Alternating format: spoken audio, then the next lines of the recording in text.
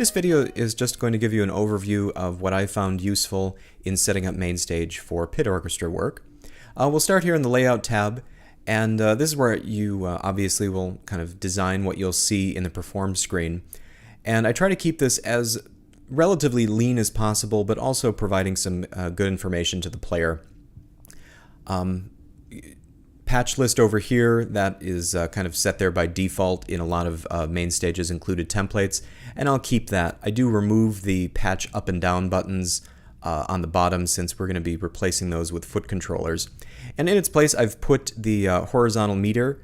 That is useful when to map your main output level to. It just helps to give you a sense of what MainStage is putting out, so you can troubleshoot a little bit easier if you're having audio issues with your engineer. Then over here in the middle, the Midi activity monitor, which is helpful for troubleshooting keyboard problems, communication problems when you're setting up.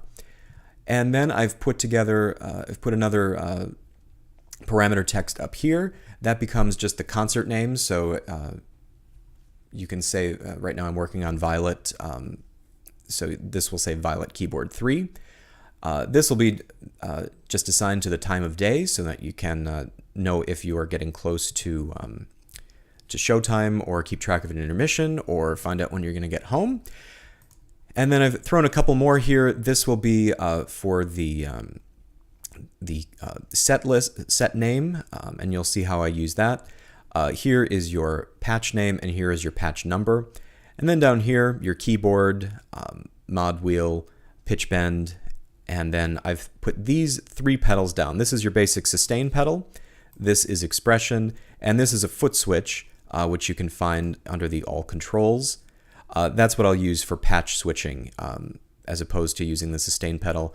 A foot switch is much desired. We'll talk about that in a minute. So that's the basic setup. That's kind of the information that I've found useful.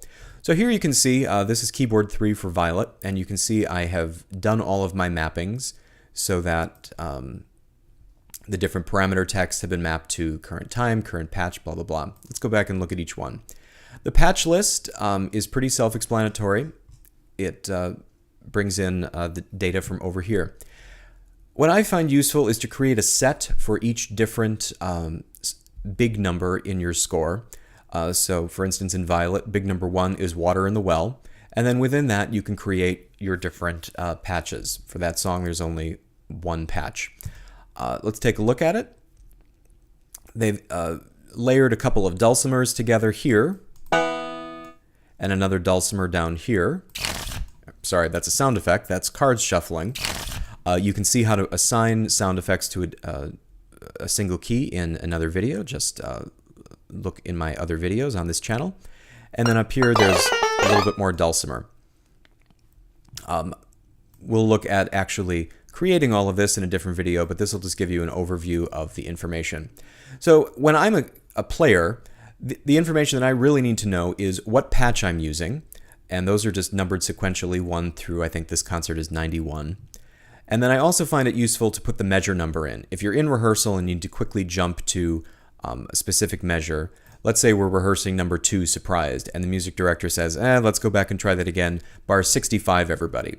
I can quickly look to see the number right before that is measure 60.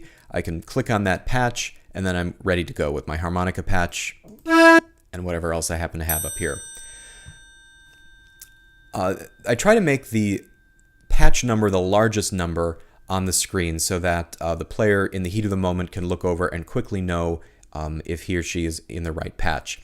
Those will correspond in a book, or in their book. I take small Avery 3/4 inch diameter circle dots and print sequential numbers on, and I just stick those in the book at each patch change. They're very bright, they're easy to see, and it helps players know that a patch change is coming up so that they can get ready, hit that patch change pedal, and advance to the next patch.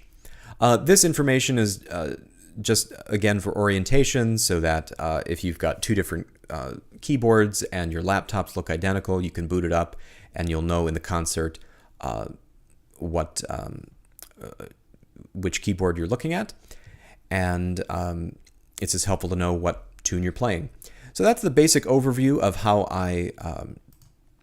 of the information I like to have. Here you can see it in full screen view, and you can see that patch number, number 5, or whatever it happens to be, is the largest amount of information, the largest piece of information that you'll see, so that your player can stay oriented. Hope this is helpful. Check out my other videos, and we'll see you next time.